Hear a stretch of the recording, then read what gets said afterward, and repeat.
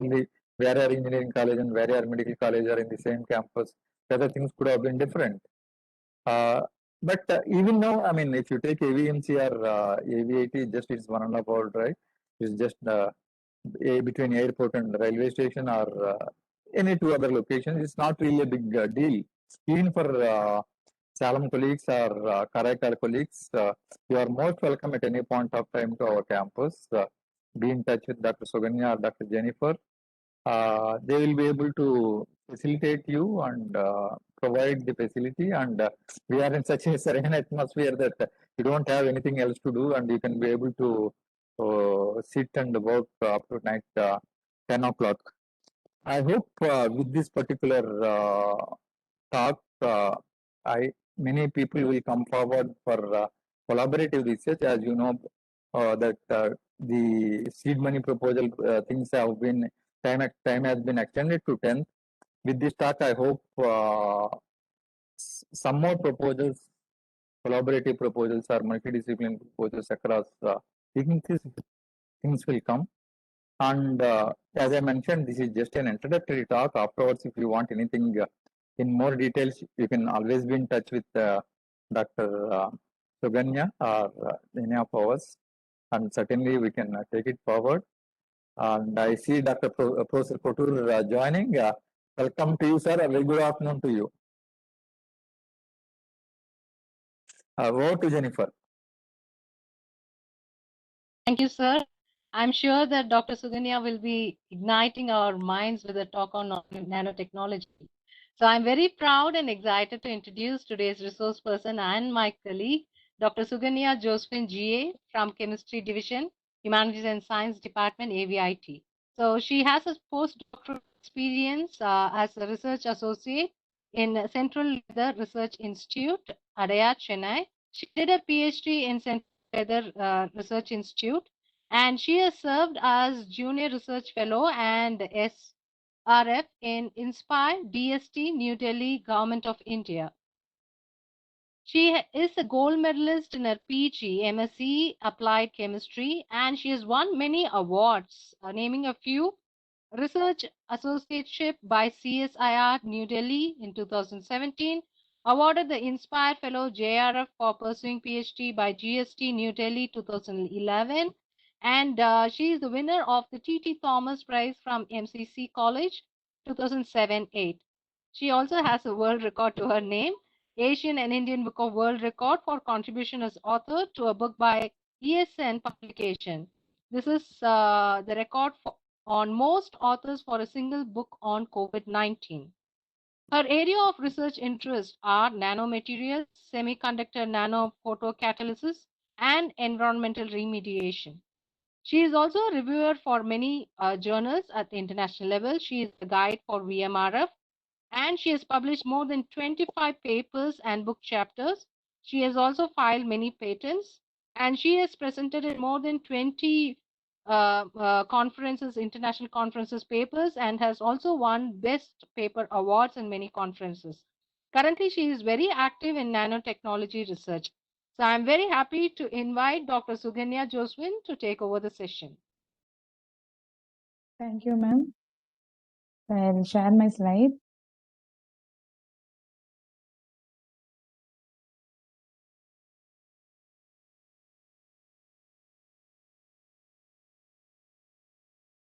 So can you see my screen, ma'am? Yes, ma'am, we can. Okay, yes. Yeah. Today, the topic of our meeting is nanotechnology in medicine and pharmacy. Actually, they have given an introduction about me, so I need not introduce myself. I am from the chemistry division of AVIT VMRF, and today we'll be seeing from some basics of nanotechnology, and we'll be entering into the nanotechnology in the field of medicine, pharmacy, homeopathy, and dentistry. So what is this nanotechnology? Actually, during this pandemic, we would have heard many seminars on many topics, but mostly they'll be related to nanotechnology because there are many fields nowadays which are not there without nanotechnology. We can apply it to any field we want. So what is this nanotechnology actually? It is like a fire. It has just caught up everywhere in all the fields of science, engineering, medicine, pharmacy, etc. Actually, before and all, we used to ask if we are working in the field, what is the application of that field? But nowadays we can say, is there any field without nanotechnology? Certainly not. Whatever you can tell me, I can say wherever nanotechnology is associated with it, starting from the things we use at home to a research lab to the hospital, everywhere. So what is nanomaterial? It is actually a material which has a size less than 100 nanometers. 1 nanometer is 10 power minus 9 of a meter. You have seen this chart for in all the webinars or seminars on nanometer scale itself.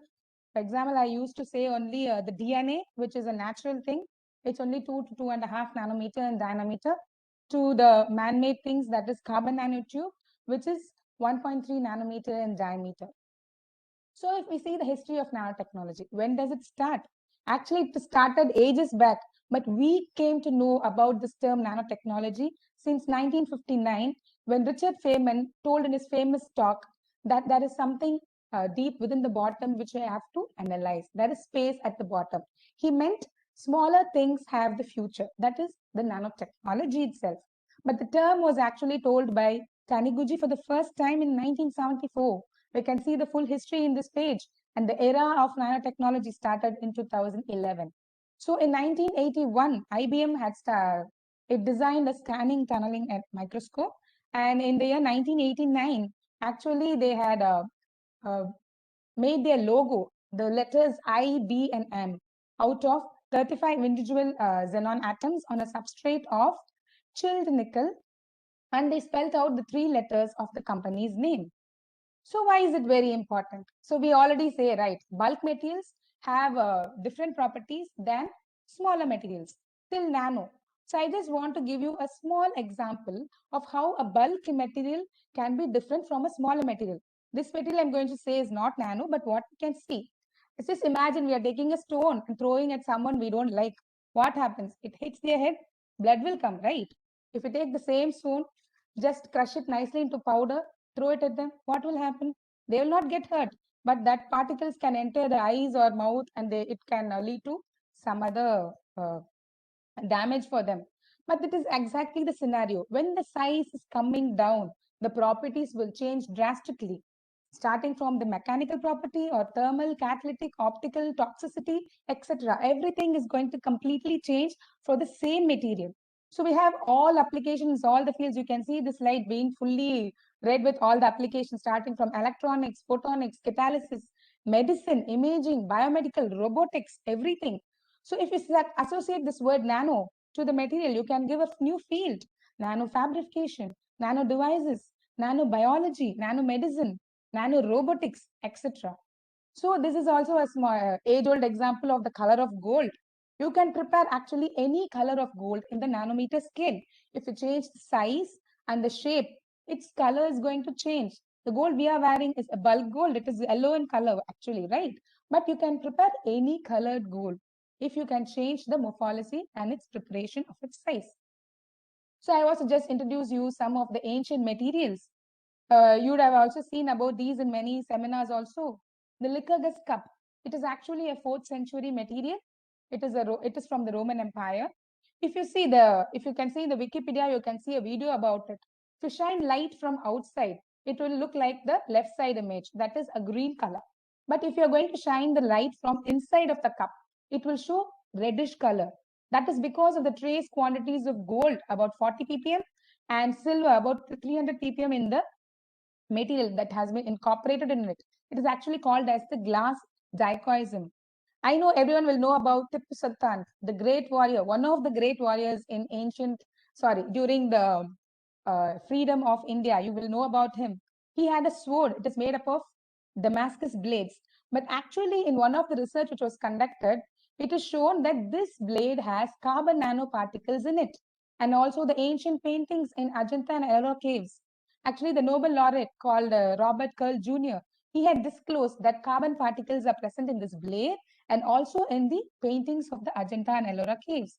This is also a glass painting from the ancient times. Nearly 1,000 years ago, you could see it was painted. It has used gold nanoparticles, have been used in it for stained glass. Also, actually, age-old problems for many people is coloring of hair, right? It becomes white. So we all use dyes. These are not used in the modern era. Even in ancient time, they have used it. So if you see 2000 years ago, sulfur nanocrystals were used by Greeks and Romans for dyeing their hair. So nanotechnology is being existed from life existed, I think, but we have discovered it right now. So the applications, as I already said, it is in all the fields. But now, as of today, we are going to see about the biomedical in healthcare. So it may be used in medicine, drug delivery, or even in therapy. So what is medicine? So this is actually a very layman's description of medicine, but mostly the most of the people in this talk, they will know what a medicine is already. But this medicine is a word from which is derived from Greek. It is called medom, that is to care for someone, to care for something. That is only medicine. I just found these few quotes in a book. I thought it's very interesting, so I wanted to share with you. What if the doctors could search out and destroy the very first cancer cell that would otherwise would have caused a tumor and developed in the body? If we are able to do it, then the people who are going to die because of cancer, they'll become zero or nil. And what if a broken part of a cell could be removed and replaced with a miniature biological machine? And what if you can predict the size of the molecule that could be implanted to deliver life-saving medicines precisely when and where they are needed? So, was this nanotechnology existing in the ancient medicine? Yes, exactly. The bhasmas which we have used in Ayurveda, and they had these nanomaterials. Mostly we know, right, they use metals or minerals for preparation of the medication. They have three processes. Shodhana, that is purification of the material from something. Then bhavana, that is wet grinding. This is a place where we grind and make the material into nanoscale. Then marana, that is heating. Pyrolysis or temperature giving to it. Then we get or attain this bhasma, which is a powder which is nano-sized. So they had been in existence in the ancient medicine itself. So we all know about this Thanga Bhasma or Thanga Paspam as we tell in Tamil. It is actually the gold nanoparticle. So being most of the people are from Tamil Nadu, you'll be knowing the famous politician. Everyone will say he's so good looking and all because he eats this Thanga Paspam every day or this Thanga Bhasma. That is actually nothing but gold nanoparticle. It is actually has a property of anti-aging, and it also has various benefits like for coronary diseases they can use, for neurological problems, arthritis, for anti-aging, etc. It has been in existence in medicine for a long time. Actually, throughout this talk, you'll be seeing about gold in whatever slides I put. There'll be many gold incorporation in it because gold, nano gold, has so much of properties. So in medicine, actually, in researchers' point of view, we are going to start up a work in medicine. So what all should we do for a nanomaterial to be prepared, which will be applied in the field of medicine? You can use it in the field of diagnosis or for controlled drug delivery or even for regenerative medicine. So there is a new area which is called as theranostics. That is, we have to combine diagnosis and therapy. The same medicine which you're going to use it for diagnosing the disease will act as a therapeutic agent and it also cures the disease. Then it is called as theranostics. So what are types of nanomaterial which can be used in clinical use? The structure of the materials, because I'm a materialistic person, so I want to talk in that way. Liposomes, dendrimers, nanotubes, nanogels, whatever shown in the slide, these types of materials, the structure of the materials, they are being used in the field for clinical use. So what are actually the advantages? They have reduced toxicity, controlled drug release, they have enhanced delivering capacity. The drug delivery is very fine, and the routes of administration is diverse. Reduction in dosage, the amount of dose which we are going to give, and it's highly specific. So actually it is multi-modality. So what are the types of materials used for drug delivery? Like hydrogels, it may be a nanoparticle or a microparticle, liposomes, dendrimers, they can be used for gene therapy, etc. So the main challenge, if I'm going to design a nanomaterial for a medical application, what should I look into it? It must be a integrating effective molecule. Otherwise, it has some toxicity and all. Actually, MEPACT is being used for a nanomedicine, right? Actually, it is used for osteosarcoma. It is kind of bone cancer.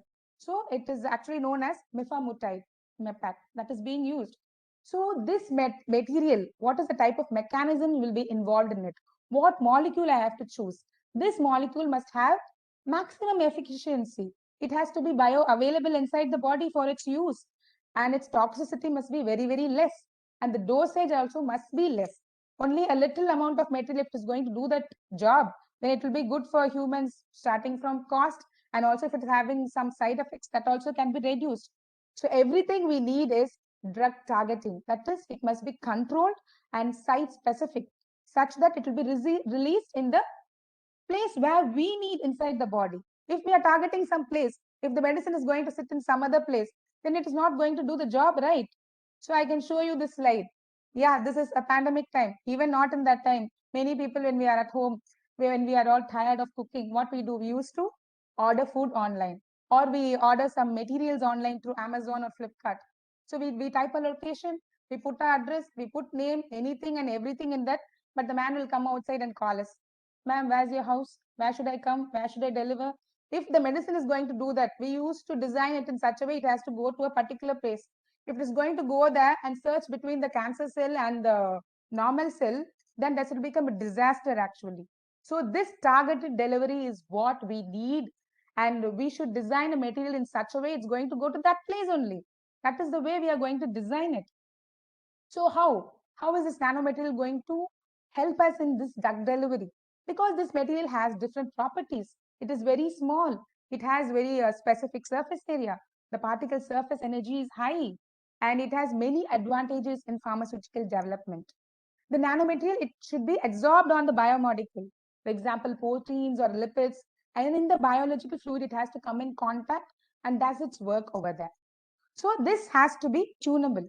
So when we are preparing a material, it must be tunable to a particular thing which we are designing it for. So how can we do it? We have to design a particle first. Then we have to have a knowledge of the particle interaction with the biological system. Unlike the field of medicine, if you're going to some technological side, it's not going to come in contact with the human body itself, right? Because this is actually a very big thing. When it is going to go inside our body, we have to know how it's going to interact with the biological system. If it is not going to do the work which is assigned to, and it's going to some other side effects means, then it is a very big as I already said, it will become a disaster actually. So what all should we know?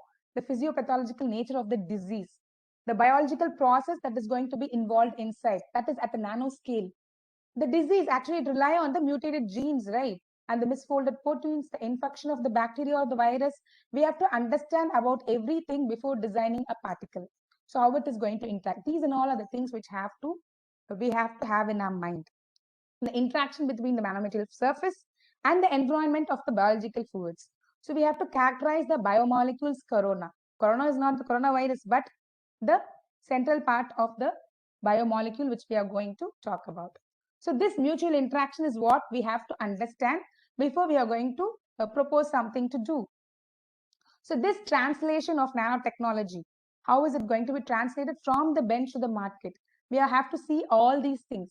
To get a nanomedicine as a product, we need its cyclochemical characterization, biocompatibility, pharmacokinetics and dynamics, the process control and scale up and reusability. So I'll be covering one by one the next few slides. So characterization. I know I want to prepare one nanomaterial, I have all the theory, I'm going to do it. After characterization only, I can say it is that one only. So even in our house, we'll say, I have prepared sambar, I'll keep it in the table. Only when they eat, they'll say it's a sambar or rasam or something else. It depends on what we have prepared. So we need a characterization technique for it. So can I say only if you do 3 characterizations, that is enough? No, not at all. It depends on the material which we are preparing. I can't say one SEM and one TEM is enough. If you take one IR, you can prepare this product, characterization is over. Certainly not. It is not like that. We have to understand everything of that nanomaterial. So from the stage of the design, and since it is a medicine, I'm going to do some in vitro, in vivo studies. I'm going to put the nanomaterial there. Is it going to remain such as the nanomaterial, or it is going to change its state when it goes into the biomolecule surrounding? That also I have to keep in mind and characterize. I can't say the material which I prepared will remain the same till it comes out of the body. So I have to have a knowledge of that also. Actually, that is an organization for economic cooperation development, which has started a working party on manufactured nanomaterials along with international standards for the International Organization of Standardization. That is, they said we have to keep all this in mind while we are preparing a nanomaterial, like particle size, its shape, size distribution, its state of aggregation or agglomeration, the structure of the crystal, this area, surface area, its porosity, the composition of the chemicals involved in it, the surface chemistry, the charge on the material, the zeta potential, etc. Everything, each and everything. They say right before going into marriage and all, before now and all they are not doing. When we are going to put someone in marriage, they'll see the Jadagam, Joshyam, everything. So like that, we have to know each and everything about that material before we are going to administer it into a patient. Because at the lab scale, we have to do everything. So characterization, some of the things I'm just showing over here. Counting methods, just like the molecules, seeing the molecules like that. That's called as counting methods, like TEM or a SEM or a AFM or a particle tracking analysis. Fractional methods for fractionating the particles into different fractions and then analyzing it. Or ensemble methods like the intensity weight particle sizes like XRD or a small angle X-ray scattering, and integral methods for finding the surface area of the materials. So after doing this, we have to know also about its biocompatibility and toxicology of the materials. So biocompatible means, for those who are not in this biological background, I'm just telling this, it is that which does not trigger an undesired response from an organism. So it must be biocompatible. It must be work along with our body. It must not become one villain over there. And also the toxicology of the material. That also we must know before we are working on that material. And then the pharmacokinetics and pharmacodynamics. Pharmacodynamics is that what the drug does to the body. What is it going to do inside? It will cure some disease. That is the work of the drug. So what the body does to the drug, that is called pharmacokinetics. That is the first, when the drug goes inside a body, it's going to be absorbed first. Then it will be distributed to the various parts of the body and the metabolize that material, and then it is getting eliminated. This also we have to understand where this material is going to go. If I target some lung cancer, this material goes and sits in the lungs, it's okay. After it's finishing it works, it goes and sits in the kidney, it's not going to go outside our body, it's going to give some side effects. That also we have to keep in mind. But actually in many cases, when we are preparing something, after it's into the market, only we'll find some side effects of that material, and one fine day we'll find because of this drug only this and all is happening. So we can have a thorough study of that also. And the process control, we have to know the critical manufacturing steps. That is the identification of the parameters, the technologies we need. It is actually highly challenging, and innovation in whatever we do. So what we need, what are the processes already involved, whether the process I'm going to use, whether it is going to give some cost reduction or the percentage of its activity is higher. So for that, we have to change the design of the molecule. And then once it's ready, the scaling up and reusability. This is the big question mark. If I'm going to prepare a material for 1 gram in the lab, it will be pretty easy. I can say it's 90% yield I'm getting.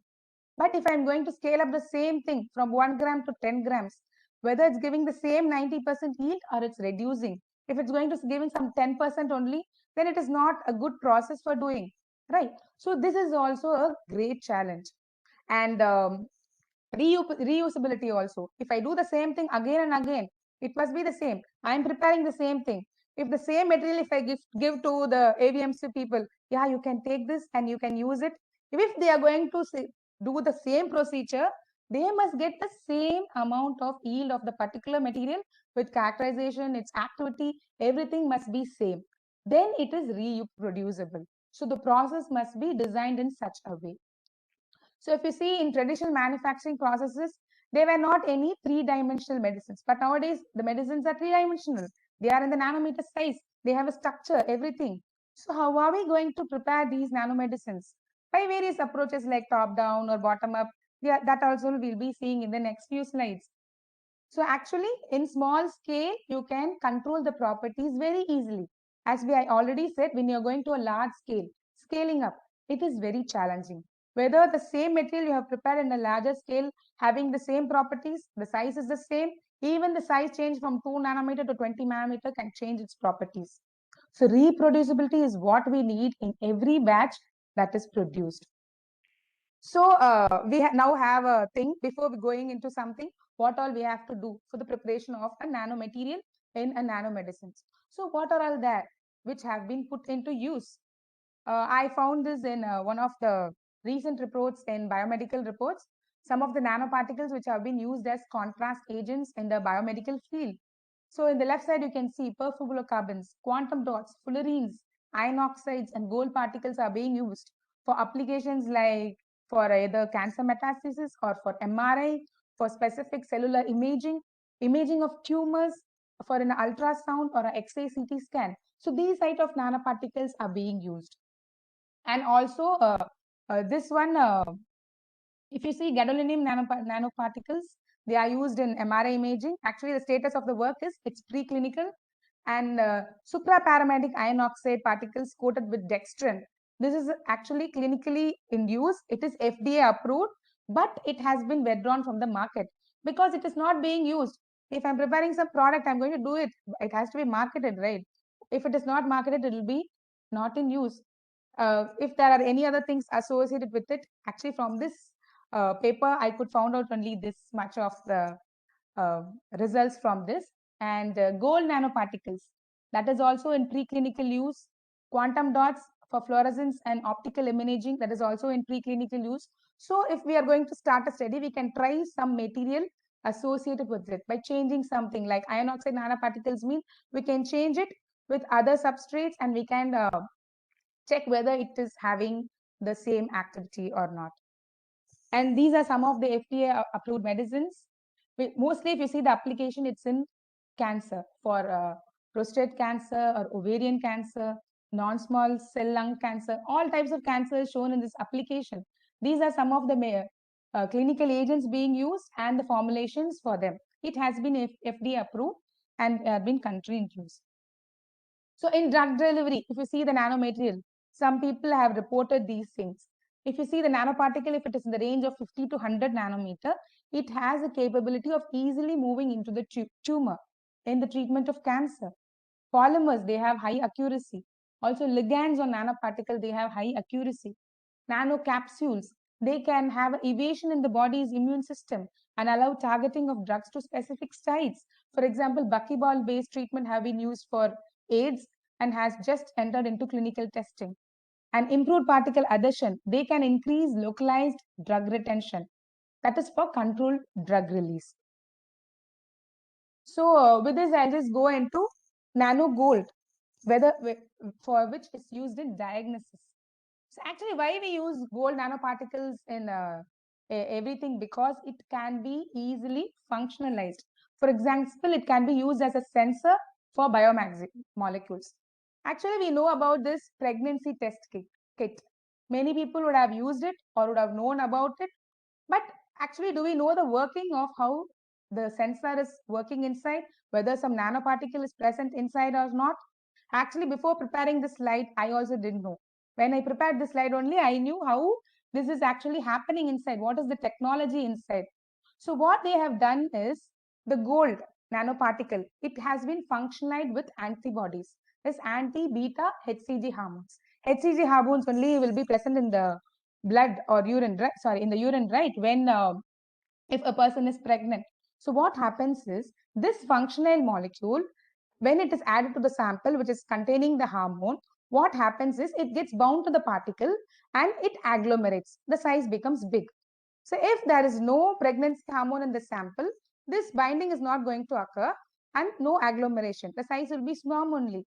So when it is going to be passed through a filter paper, so bound particle which has agglomerated, it gets caught, it cannot go through the filter paper, it imparts color. The unbounded nanomaterial, it can easily pass through the filter paper and there is no color. This is how it's working. Because of this gold functionalized antibodies which are being in work over there. Also, these gold nanoparticles have been used for targeting a specific cell because it is easily functionalizable. It is biocompatible. For example, for detection of malignant cells and infectious agents, And also the nanoparticles can be functionized with a DNA sequence complementary to the gene or a portion of a gene specific of these infectious agents. As we already discussed on that pregnancy test kit, they are functionizing it with the anti-beta HCG, right? Similar way in the DNA sequence, which is complementary to the gene, with that they will prepare a material. Then it can go and get attached to that portion of the specific gene. Also gold, nano gold and gadolinium, they have been used in diagnosis in MRI imaging. It has a very good advantage because it can be detected by both MRI and X-ray tomography. So this gold gadolinium can be targeted on cancer cells, though can be functionized by ligands also for a receptor present on the surface of the cancer cell. So it is actually a bifunctional nanomaterial. As we said, we talked about this theranostics, diagnosing, imaging in this case, and then therapy. So what happens is we can map the distribution of the nanomaterial in the animal or the patients. After administration, it is going to go and get absorbed in that place. Then if we apply some irradiation, what happens? It will be targeted on the material, it will be treating the tumor. For example, I can take these things. It is called as hyperthermia when we use heated nanoparticle for cancer treatment. For example, iron oxide nanoparticles, when they are there in the presence of iron oxide nanoparticles, if you give some alternative magnetic currents, it produces heat, and this heat is enough to kill a tumor cell. So in that way, nanoparticles, heated nanoparticles can be used for cancer treatment. For example, zinc note iron oxide has been used for this case, and magnetic field has been applied.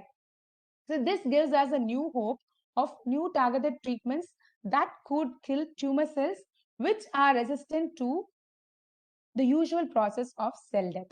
So next one is called as the photothermal therapy. Photo means light, thermal means heat, right? So it is by a surface plasmon phenomena.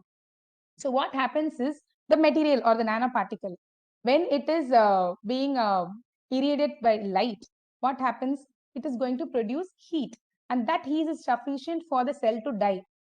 And if you see the difference between this hyperthermia and photothermal, what happens is that in hyperthermia, we are using laser for irradiating. So it can cause some irreversible damage to good cells which are lying beside.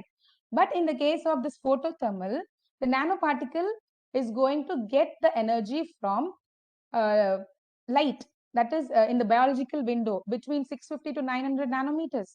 It is not so harmful to the good cells.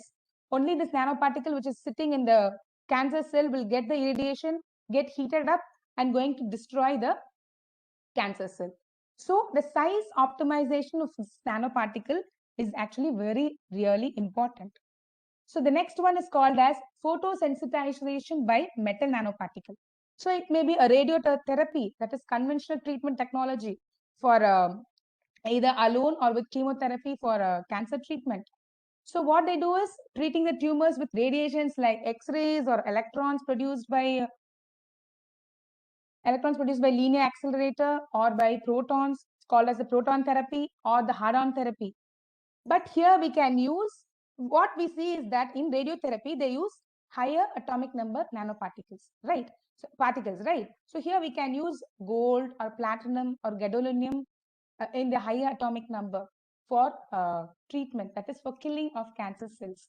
Actually, X-rays plus gold microparticles have been reported as early as the 2000s.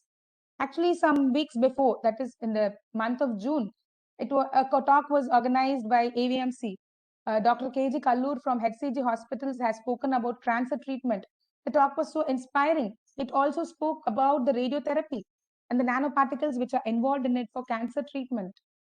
So this is how we are going to use different materials for different disease cure by knowing the concept behind it. So for all this, we know what all we have to keep in mind before preparing a nanomaterial and for what disease which we are going to use. So after knowing this, what we have to know is start preparation. So we'll know about the preparation of the nanoparticles. So already we know that there are only two approaches for the preparation of nanoparticles, maybe from a top-down approach or from the bottom-up approach. Top-down means cutting away, breaking it down. That's called as top-down. Bottom-up is building up from small atoms or molecules. So this is top-down approach of ball milling, where we prepare metal oxide nanoparticles in this way. We take steel balls and put a bigger size nanoparticle, it will become small. This is for regular preparation. And these are some of the bottom-up approaches. Normally in all nanotechnology seminar, we'll be seeing about all these techniques. So I'm not going to brief up on this. Maybe we will see which is used for drug delivery. That type of preparation we'll be discussing. Oh, and also gas phase synthesis is there. So for nanoparticles for drug delivery, how we are going to prepare it? The names may be a bit different, but it is going to be the same as the precipitation technique or the salt technique or the solvent evaporation technique. So I'll be talking briefly about this one by one. So what is this ionic gelation method? It is equal to the sol-gel method which we use for nanomaterial preparation. Here we are going to use a cationic agent and an anionic agent. For example, calcium chloride and sodium triphosphate in this case. We will prepare it as a solution and then we are going to mix it. And then this liquid is going to become a gel. This slide will prove better, I think. See, we are going to take a drug and polymer. And to this, we are going to add a cross polymer. The drug and polymer is that cross polymer is sodium triphosphate, which we are using over here. If you add it inside, and it is going to be stirred for 3000 RPM for a particular time, whatever we are using. And then we are going to centrifuge and get the freeze-dried or lyophilized product. This is one of the methods of preparation of nanomaterials for drug delivery. Example, tropicamide loaded chitosan nanoparticles have been used. This is for a sustained release in the eye. It has enhanced residence time in the eye, this drug when used. And also tropicamide loaded carboxymethyl tamarin kernel polysaccharide nanoparticles. This is used for ocular drug delivery. This is also for the eye. Next one is nanoprecipitation method. This is equal to the precipitation or the co-precipitation techniques which we will already use in the preparation of nanomaterials. Here the polymer is precipitated from an organic solvent and the water miscible polymer. This polymer will be water miscible also.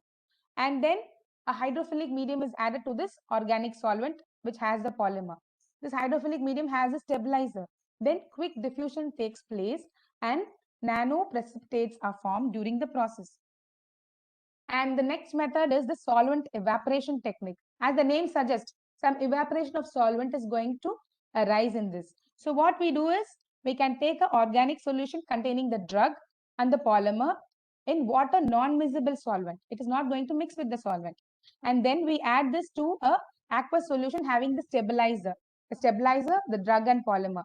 Then the solvent is going to be evaporated. So what happens is during this homogenization, an emulsion will be prepared and the nanoparticles will be evaporated. Here some polymeric diffusion will occur to the continuous phase and the nanoparticles are resultant. Then we actually collect the particles by ultracentrifugation or a lyophilization technique. Next one is the salting out technique. Salting out means taking it out from the flask. That is removal of the water miscible solvent system. So actually we need a salting out agent for this preparation, like either a calcium chloride or magnesium chloride. A stabilizer is needed, like hydroxyethyl cellulose, and the drug, right? API and polymers. API is the active pharmaceutical ingredient we are going to use, and the polymers that is incorporated in the organic solvent. When these are mixed, and then salting out can happen, and the products can be got from this technique. This is a flow chart where I can show you the drug polymer and the organic solvent.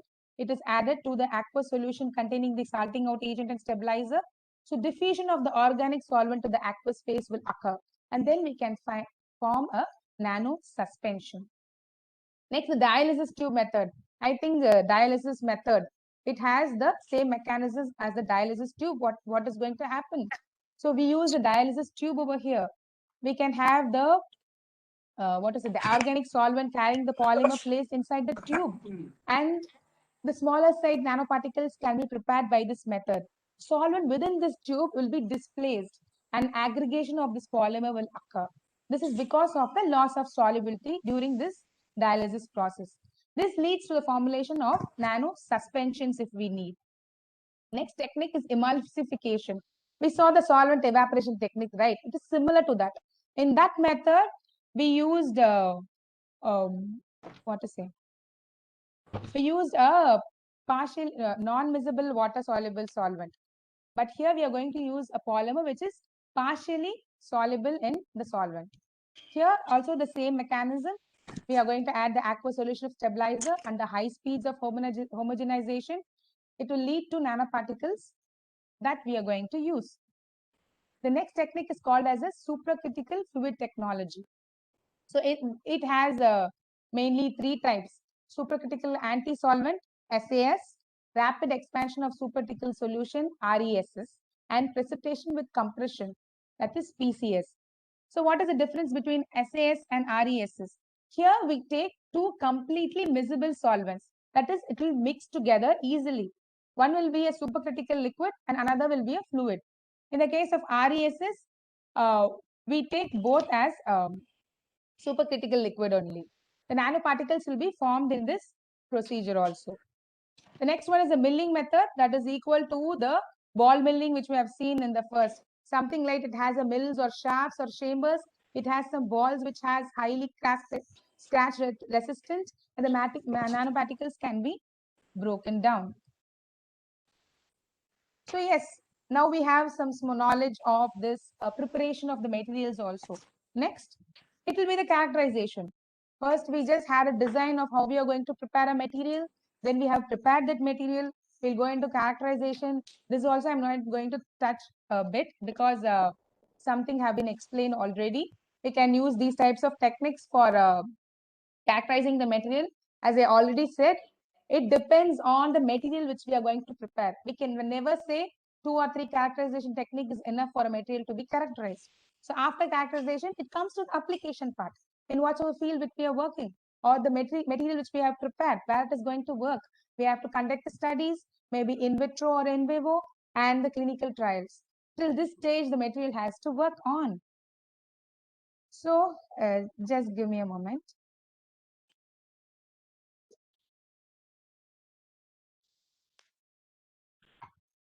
So this long we had been talking about medicines. Is this the only medicine which is existing? No, we have already spoken about Ayurveda in the previous slides. There are different types of medicines available. So we have Ayurveda, homeopathy, allopathy. Others I have not listed over here. So let us touch upon a few about this homeopathy. So what is it? So what are the medicines? Actually, there's a very big doubt for many people. Is nanotechnology involved in the medicines of homeopathy? Some research reports are showing it. It contains nanoparticles of the original substances which we are using. So there are many theories of how it works, but it has been proved also using electron microscopic techniques, because we scientists, we can rely on anything and everything. If we have some report or some characteristic technique, someone is showing, see, this is present, I have this data, then we will know, yes, it's true only, it is going to be over there. So there are some reports which are showing that also. And mostly many people know what homeopathy is, but I'll give a small intro of it. They'll give this sugar type of tablets, which has the same taste. How much ever potencies they give, if you put it in your mouth, it will be giving the same taste. Because the dilutions which they are using are unimaginable. It is beyond the Avogadro number. So we as a, see, I'm a non-medicine person, so I can say, what is there in it? There won't be any medicine at all. It's only sugar tablets they are giving me again and again. But actually, we have to know what it is. It is because of some type of nanomaterial present inside. There is a crucial stage of the preparation in homeopathy with which people have overlooked. For that, we have to know what is the preparation procedure actually. First, they'll select the raw material. Then there is a step called titration for the materials which are not soluble in water or a solvent. For example, they use this mortar and pestle. In this stage, they are going to grind it and make it come to the nanoparticle level. And then they'll prepare the liquid potencies from this by dilution and succussion. I'll tell you what is the succussion in the next slide. After dilution, they take this diluted liquid and they'll put on this blank pellets, like the sugar pellets, whatever we eat when they give it as medicine. They'll put this diluted thing on that. They'll dry the pellets, put it in bottle and give it to us. This is how they are preparing it. So what is this potency and what is this succussion? This is the potency chart you can see. Actually, when we are actually working with dyes, I work with dyes. If I go to this amount of dilution, I'll see a colorless solution. I can say this dye is not toxic. See, there is no color. Like that only they are diluting it. But how is it having so many properties? 6C itself, 1 is to 10 power, 1 minute, 10 power 12. So the concentration is so less. I can say nothing is there in that liquid which they are preparing. But we need some scientific evidence for that. Then only we people can rely on it. So I want to talk about this person. He's called Dr. Jayesh Bellary. Actually, there was a YouTube video about him in the what to say, in the internet. If people have time, it's actually 40 minutes. You can go and see about him. I've given his I could give his picture here because he is a chemical engineer. He has worked on it. I'm a chemist who work on nanomaterials. Today I'm here to give a seminar on medicines, homeopathy, everything. Actually, I felt he is the same person like me, so I wanted to talk about him. But he is a very big person. He is from IIT Bombay. He has published a work saying nanomaterials are present in homeopathic dilutions. Actually, he was a person when he was working, when he was giving seminars and lectures, people used to ask him things. He has worked in medicine and all. So they used to ask, what is this homeopathy? Are nanomaterials involved? He used to say, no, homeopathy, there's nothing inside the liquid at all. You cannot rely on it. Then when this question came to him again and again, he started to work on it and he has published a report in homeopathic journal. He is a chemical engineer actually. So he has said the material, nanomaterial, this is about nanomaterials in the bloodstream. When it enters the body, it can cross the blood-brain barrier, slip through tight junctions. They can evade the microphage, not the immune system. Actually, I searched what is this microphage while doing this slide. It is a white blood cell in the immune system. So this nanomaterial is going to go and invade only the microphage, not the total immune system. And it can biointegrate, that is, can join to cell. And these types of things can be done by nanomaterials in the bloodstream. So what did he discover actually? Actually, during the formulation, I told there is some crucial stage which is overlooked. During the formulation, when they are grinding with the mortar and pestle, that is the titration state, nanomaterials will be prepared. Then they'll do this succession. That is, in chemistry lab, we'll do, right, put a salt inside a test tube, put some water or solvent, and used to tap it for it to dissolve. So here what they do is they do this tapping on a hard surface. Then the larger particles will remain inside at the bottom and the nanoparticles come to the top. And this layer they'll be removing again and again. They'll dilute, they'll do this succession. So this is called as the Hahnemannian method, it seems.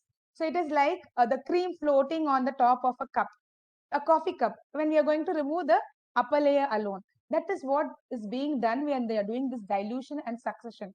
Because of this nanoparticle is coming to the upper stage, and this is a crucial stage where these nanoparticles are actually coming to the liquid. And this upper stage which they are getting collected, that is only put on that sugar balls or something, and that pellets they are giving to us as medicine. So these are the things which he has worked on in that paper which I have given. He worked on zinc met, aromat, that is zinc material. In my terms, I'll tell it is some zinc material and gold material, stannum and copper. To his surprise, his team discovered nanomaterials from the starting materials in homeopathic medicines to exist despite the high dilutions. He bought these materials from the market and he diluted it and he took some, he did many studies. I'm just showing you only the stem image of it. This is zinc containing material. Here you can see in the nanoscale. This is the dilution. I have showed you a chart before. This is 30C, 200C. 200C is 10 power 400 dilution. There also they can see these nanoparticles existing. Next one is gold nanoparticle. Here it is existing. This is 200 nanometer scale. This one. This is stannum and this is for copper. So he has proved the presence of these nanometals in such high dilutions. He has worked till 200C. So from this, we can come to a conclusion that nanomaterials are also the cause of the cure which is being happening in homeopathic medicines because nanomaterials are existing in them. So with this, I just want to complete this homeopathy part. And what is the future of anything in nanotechnology is going to be nanorobots in each and every field.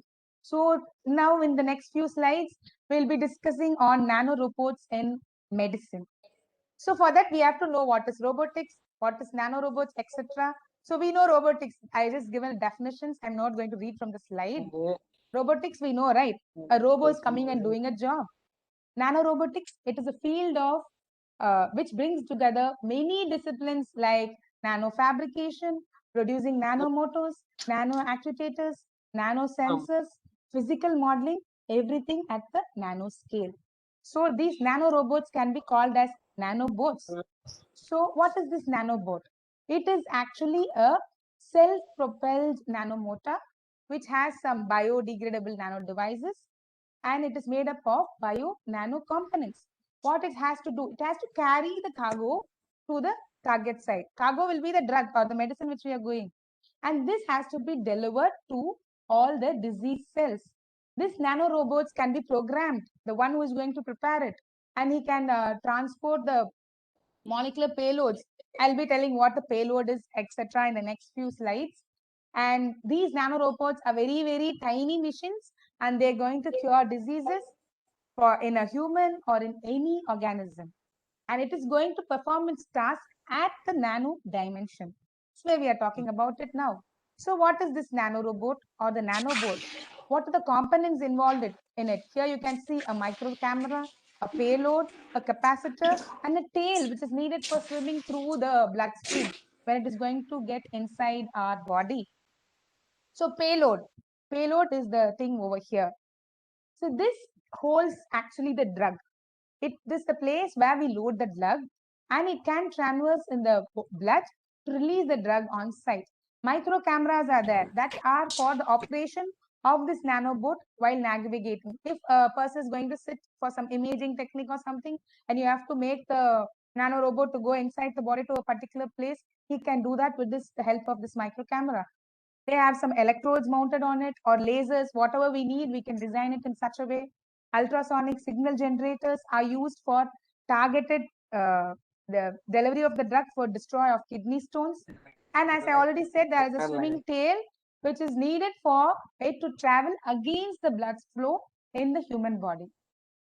So it consists of, as I already said, some molecular sorting motor that can be, for example, carbon nanotubes are used for that. Carbon nanotube gear can be used for changing the direction of the nano robot inside. It has some propellers for driving it against the flow in the bloodstream. Fins which are fitted with the propellers, and it has some sensors to receive signal during the movement. So let's see some shapes, interesting shapes of nanorobots. I'm not going to say anything beyond that, only the shape of the nanorobot. These are called as nanobots in the left side, nanoids. These are nano machines called as, these are nano spiders. It looks like a spider, right? So it's called as a nano spider, it seems. The researchers are underway for all these things. These are nanites. And what are the advantages of using these nanorobots? Actually, they can rapidly eliminate the diseases. They can function at the atomic levels and molecular manufacturing is involved in it. And these nanorobots can produce copies of themselves. That is, once it is sent inside the human body, after it's going to be worn out, it can replace it and it can reproduce itself. And it has a major advantage of its durability. Actually, it's by theory, and it can remain operational for years and decades or centuries because it is going to replicate itself. But that is also actually a disadvantage. If it is not designed in a proper way, you cannot eliminate it from the human body. It will be replicating again and again. So we have to have all this conscious in mind before working on it. And also this material must be very, very accurate or else it will be very harmful. Because once it gets inside, it's going to do its job, whether on the good cell or the bad cell. That is how we are going to design it. But the cost of design is very high for preparing a nanobot. And the design is also very complicated, right? The slide I showed you having a micro camera, propeller. As as far as some of us are concerned, we can prepare one medicine and we can say this can work as a use for medicinal use. But what about the other things and all? Everyone's have to sit together, design it. It's very complicated. And it also has some regulatory issues for preparing these types of nanobots. So where all it is applied in drug delivery, in surgery, for gene therapy, for cancer detection and treatment, for breaking kidney stones, breaking blood clots, and also in dentistry. So actually with this, we come to the end of the lecture on nanorobotics. So this dentistry, how this nanorobotics is going to come inside. So for that, we have to see about this also. Yeah, you will be thinking about what I'm going to talk about. Yes, about something I want to cover on nanotechnology in dentistry also.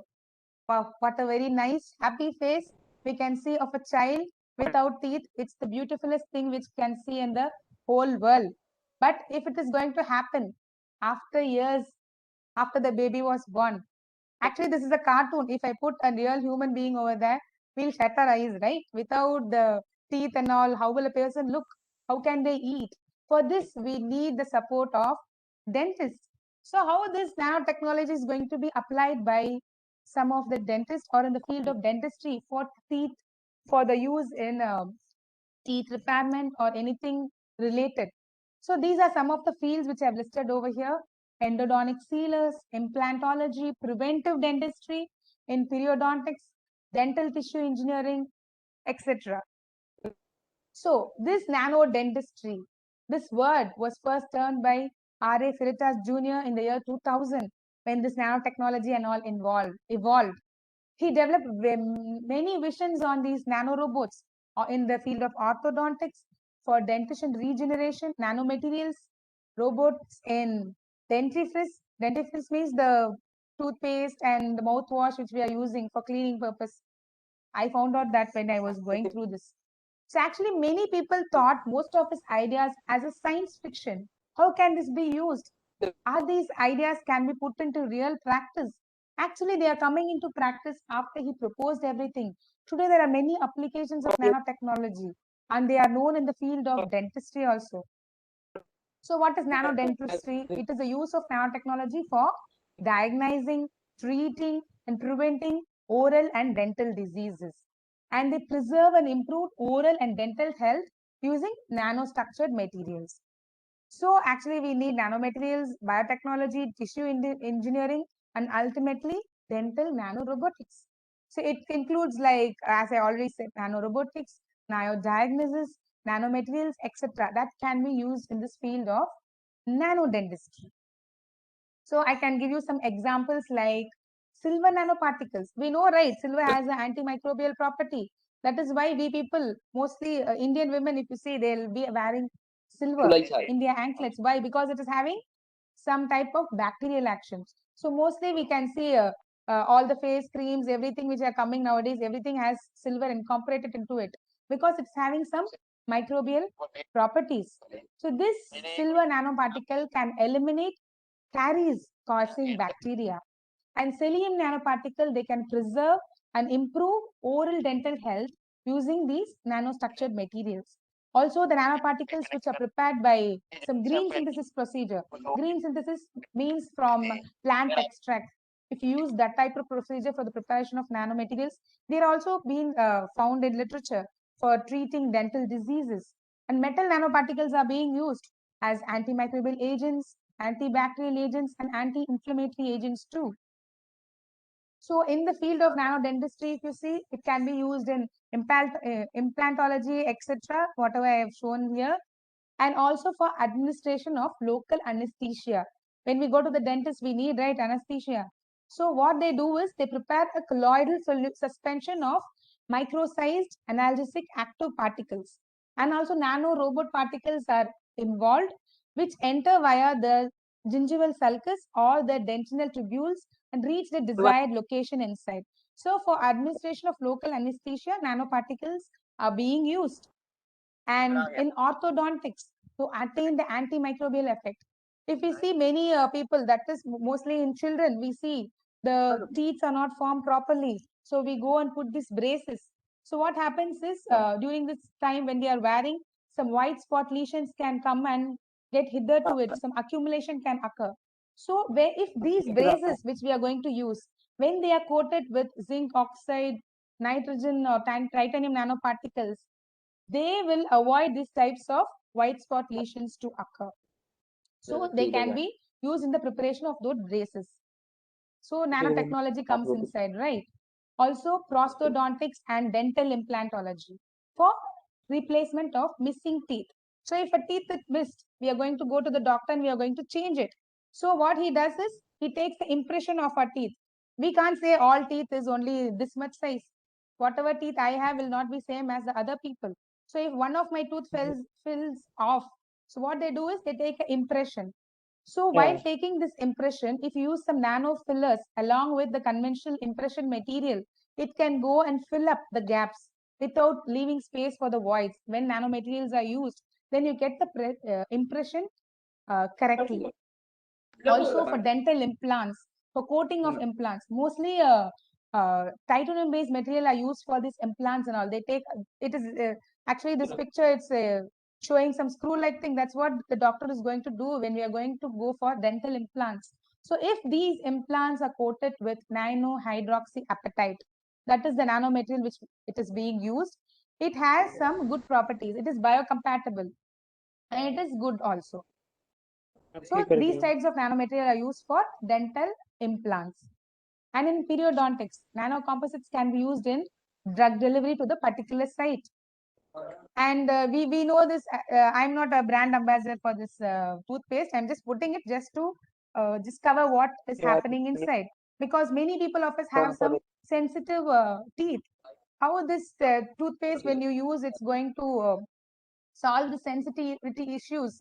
There's a small mechanism I'll be showing you.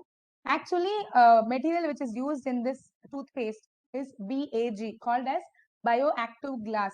This is the composition of the bioactive glass. Actually, the nano bag, that technology is called as Novamin. This nano bag is responsible for solving the sensitivity issues. That is also one of the ingredients used in this toothpaste. Since this brand name is known, I have just put it over here. So what actually happens? What is the content of Novamin? We already know, right? Silica, sodium, calcium, phosphorus, everything is present. So this Novamin, it reacts with the saliva. So what happens? This sodium ions will exchange with the hydrogen, which is present in saliva. The pH of saliva is actually 6.2 to 7.4. When the sodium ions come and interact, pH is going to be increased from 6.2 or 7.4 to 8 to 8.5. At this elevated pH, what happens is the calcium and phosphorus present in this Novamin, what happens is precipitates as calcium phosphate. And this calcium phosphate, it crystallizes or it builds a new hydroxyapatite-like layer over this place where the skin was sensitive. And then because of this sensitivity issue is being solved. So this is what is happening inside. And also in oral cancer treatment, some nanomaterials are being used. For example, nano shells. What they do is they produce heat and they selectively destroy the cancer cell. For example, gold nano shells are used, which has an iron core. If you see this picture, you can know the nano shells, when it comes in contact with the cells, maybe healthy and cancer cells, it is going to attack only the cancer cells. Healthy cells are not affected. And when you shine some near infrared light upon it, it gets heated up and the cancer cells will be dead. And these healthy cells are not going to be affected at all. So nanotechnology has a role to play in each and every branch of science, medicine, etc. Wherever we want, for the application where we want to use it. For example, nanorobotic dentifrice. So nano robots can be are being used in mouthwashes and toothpaste. What they do is there's like a patrol. Patrol means we think about police, right? It is the police force. It's going to come and it's going to fight against the germs. Like supragingival and subgingival surface, it's going to act over there. What it actually does, the organic materials which is trapped between the teeth, it is going to be metabolized into colorless and harmless vapor. such that it is going to act on it, and then that trapped matter will go out, right? And then it will perform some continuous calculus debridement also. So these Denti robots can be configured. That is, it will identify and destroy only the pathogenic bacteria which is present in the plague, not the other good bacteria which are present. The harmless oral microflora can flourish. So this is also composition which I'm going to show for nano silver plus fluoride being used for dentifrice.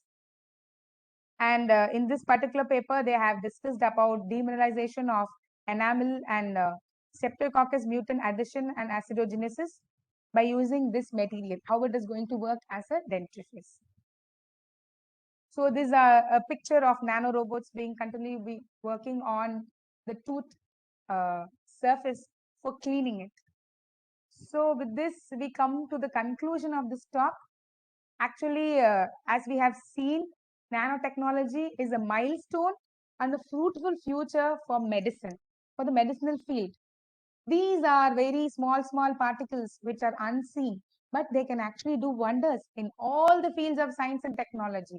In this particular talk, I can say it's good for medicine, for pharmacy, for dentistry, but nanotechnology is going to be, is already actually ruling the world already.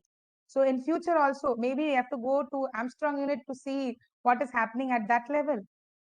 So if we see from this talk, from the starting, I have given some inputs on what nanotechnology is, how it was present in the ancient times to modern medicine. Everywhere it has roles to play, either in a diagnosis, drug delivery, or regenerative medicine. So seeing all these, we have seen gold and silver to play a major role. I think because they are noble metals, not going to react with or not going to be corroded, they are going to work in a good way. They are having so many properties. But to get a good nanomedicine, the challenging thing is to design one. So this design, as I already said, is the most challenging. So we have to keep in mind the cost, the biocompatibility, the sensitivity of the material which is going to work on the disease or on the target, and the environmental issues concerned, the toxicity of the material, the sequencing, and actually it is going to deal with human life. Actually, as a researcher, I want to say that we can prepare everything. We can prepare a good material, everything, but the cost, not only cost, the thing which we are going to put as waste from the product.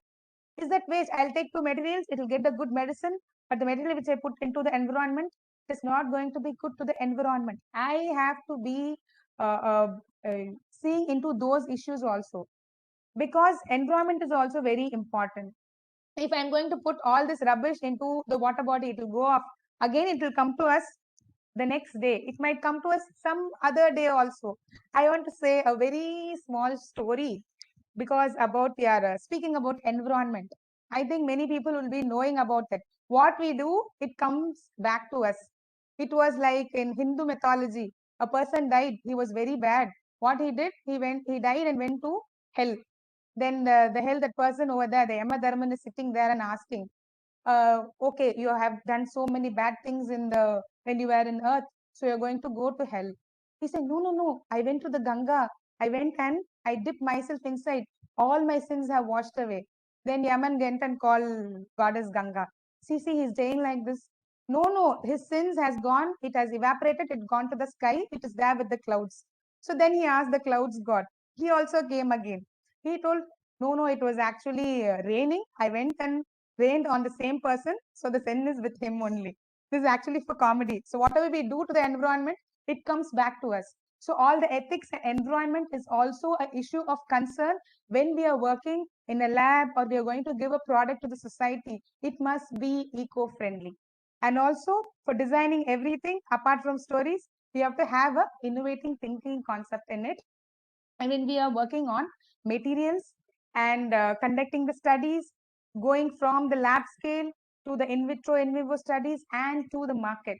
To design a product, we have to come across many things. I think a single field expert may take years and years and years to bring about a product.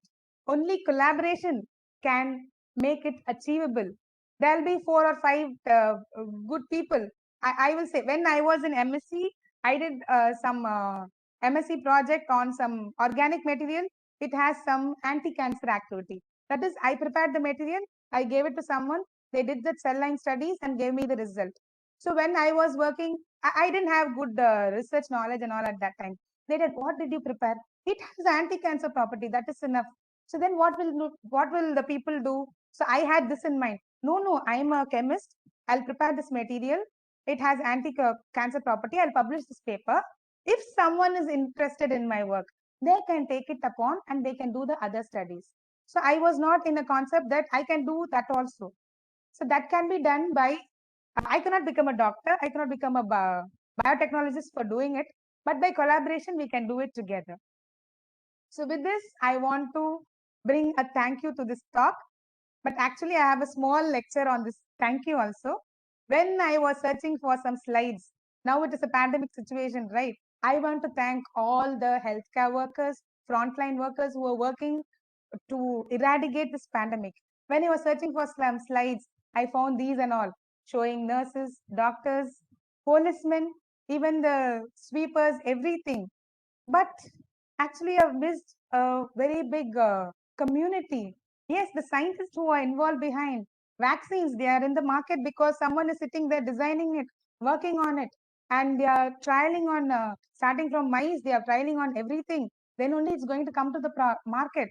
So actually, this gathering I'm going to address not as doctors, nurse, we are all researchers. So I want to give credit to them also. I found one slide like this, thanking the brave health workers and scientists. Thank you all for the opportunity. I think I have dealt with some amount of nanotechnology and given some insights about its use in medicine and pharmacy. Thank you. Thank you, Dr. Sudhanya. Any queries, anything, you can please ask ma'am now, or you can address it to her in the chat box if possible. We'll share ma'am's mail ID. You can address it to her directly or to AVIT. We are always there for all our fellow institutions. So thank you once again, Dr. Sudhanya. Any queries? Yeah, I have. It is a good talk, very interesting. Thank Can you. I ask? Yes, sir. Can I ask the question? Yes, sir. Sure. If I know, I'm going to answer. Yeah. You must be knowing the answer. See, now the question is, when you are treating cancer or anything, Yes, sir. you are making nanoparticle of the medicine, isn't it? So medicine contains nanoparticles. No, medicine contain, but medicine and nanoparticle together. Or you make the medicine into nanoparticle. So actually, we prepare the medicine which contains nanoparticles because, yeah, because it will be some gold or whatever it is. How it Yes, sir. selectively attacks only the particular cells and not the other cells. How it happens? Attaching, you're asking, right? Yeah. So actually, it is going to be functionalized with some biomaterial, right? So as in one of the slides which I told, the biomaterial will be a complementary of the thing which is going to attack. If it is a cancer cell, then the biomaterial will be different from the normal cell. So we have to design in such a way we take that functionalization along with the nanomaterial. Then only it can go and attack only the cancer cell because the environment will be different from the normal cell. But if it is not designed in a proper way, if it is not complementary, if it is also complementary to the normal cell, then it will go and attack the normal cell also. But the thing which we are designing, that biomolecule which you are choosing for designing with the nanoparticle must go and attach only to that specific receptor or that place. So we have to first have the knowledge of that place. What are the proteins or lipids or whatever biomolecules involved? And what is that involved in the normal cell? If something is different, that molecule which we have to select, like a lock and key model, it will go and lock only to that specific size, something like that. So basically, you have to study the cancer cells and normal cells first. Yes, sir. If Chemical no, sir. properties of both. Actually, if we are going to actually research, it's already published in all the places, right? So if I'm going to newly start some study on cancer cells and how I'm going to functionalize the material, I have so many research papers on that. It will be published. what type of molecule I can select, what will go and target only the cancer cell. So from that, I can choose the material with which biomolecule I have to go and attach my nanoparticle to. That I can select in that way easily. Like cancer think- also, there are different Yes, sir. types of cancer. All are not similar. Yes, So sir. Yes, sir. we have Exactly. to- So actually, make it that day I was in the talk with Dr. K.G. Kallu, sir. He told, right, only this material go to that cancer cell. From that, I can take an input. Right, okay, these types of material I can use only for lung cancer. Then I can put my nanoparticle to that. That day after the talk, I just thought about that also. If I can cling something to that nanomaterial, because I am working on photocatalysis. I am a photochemist actually. So if my material, it must not be toxic first of all. If it is linked with that biomolecule or that material itself, I can shine light on it. It is going to go and get stuck only in the cancer cell, not in the normal cell. It's already there, functionalized. One material is already present, but it has to go and get absorbed. If I shine light on it, it is going to produce heat by some breaking of bonds. Then that cell can die. That I can also design like that. It is already present in literature. We have to find out the right molecule. So without having basic, that's why I started the talk like that. How we have to design a material. So we have to have the basic knowledge of what material I have to choose for that particular disease or for particular work. So you mean to say that research has already been done and that knowledge is available? So not The like basic that, sir. knowledge. We have some basic knowledge. We have new concepts to put into it. So actually the theranostics we are saying, right? Actually it is now all available. One person was, how would have imagined it was evolved. One person would have done, I can go and image this cell. I can show cancer is present in this cell. Maybe the next stage of development, one person would have thought, why should I not put the medicine also with along with it? Then it will do that. If I have to start from scratch, it will never be possible. But the concept or the idea, I can do that in the same material or different material. Sir, I can add it, sir. This is Yeah. Ravi, sir. Yes, sir. Actually, sir, the ligand, the targeting is, sir, the ligand will contain the molecule which can able to find the receptor in the system, sir, actually. So this is a one thing. So we can able to target the cancer cell by using this kind of ligand in the outer area of the whatever they design the nanoparticles.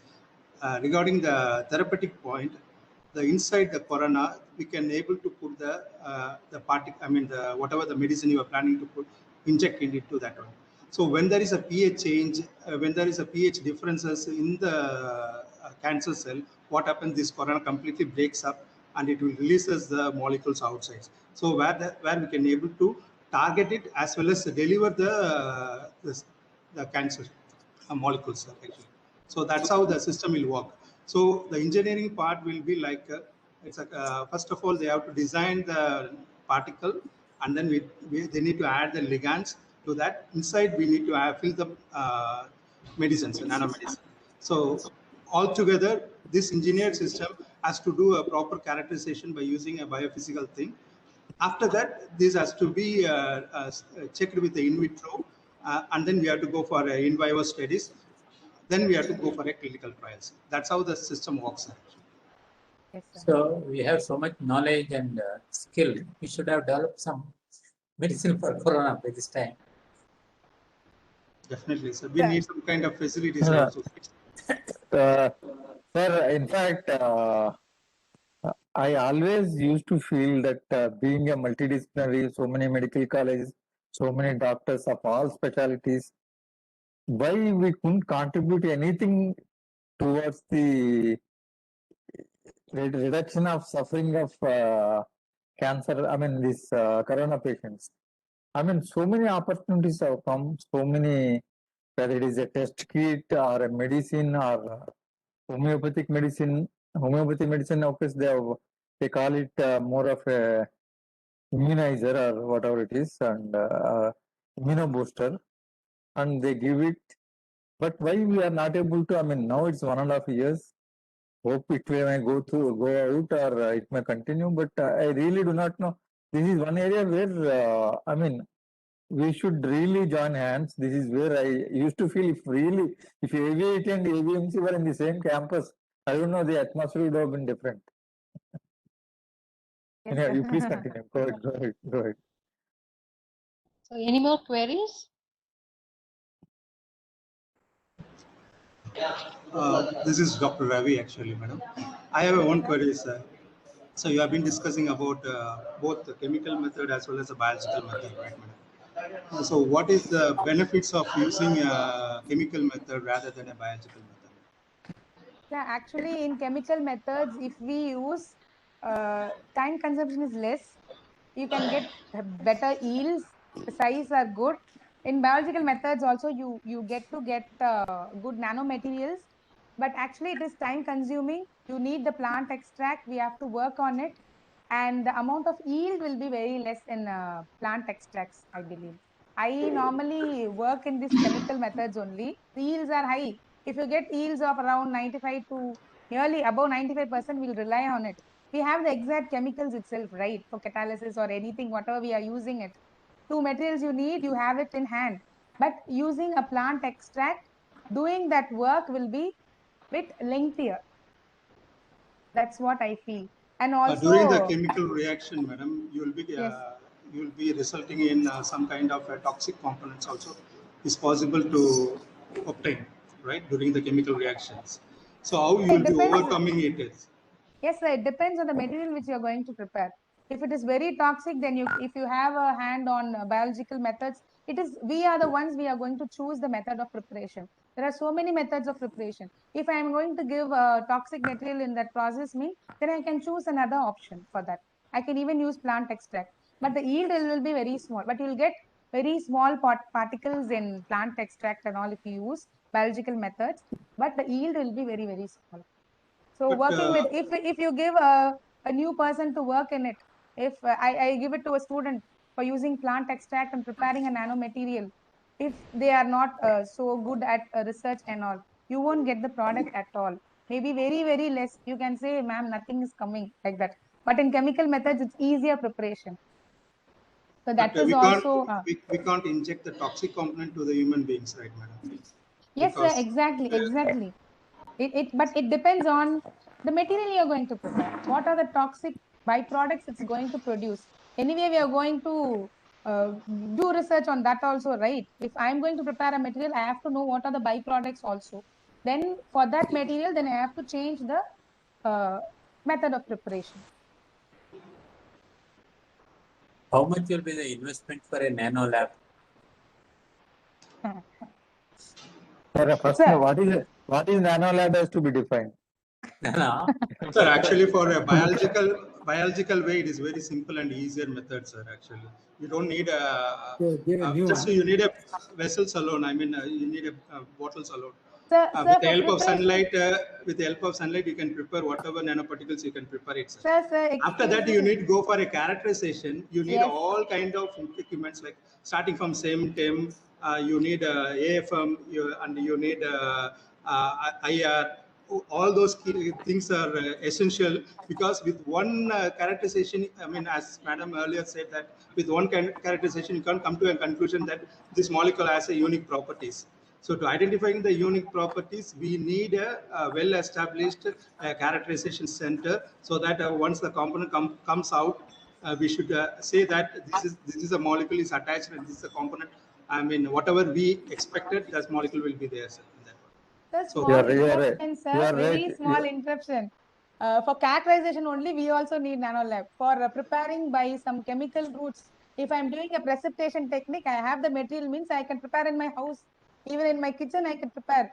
Just adding it, you need a stirrer. That's all. For plant extract also for working, you need a stirrer for that. So you don't need a specificated nanolab. You can change the method of preparation. For precipitation method, you don't need any high equipments and all, sir. For characterization only, Yeah, only for I mean, we characterization require. you need everything. On characterization, to what extent you want to characterize, multiple equipments are there. We Yes. have so for example, in AVIT, we have spent about 4 crores. AFM is there. PLDR is there X, and the UVDRS is there. XRD is not there. Other things are there, but in IGCR we have spent more than 50 crores for a nano lab. More than 50 crores. Of course, the end of the type of research and quality of research is something different. But of course, I mean, we can go in step-by-step mode. I always say that if the applications are demanding, we can always ask for more facilities and equipments, and we have to now say, for example, A from STR and PIR, which we have in AV80, have to be fully utilized. People are using, in fact, Dr. Suganna is one of the users. SAS people are using. Dr. Vishwanath is there. He spends his full office hours there only. But I mean, well, there are some more equipment that can be added. Electron microscopes we do not have as on today for measurement and other things. But Professor Satyamurthy. collaborative activity. It could be a good collaborative activity. Professor Satyamurthy, shall I share a small experience? Sure, sir. Most welcome. We are waiting for you.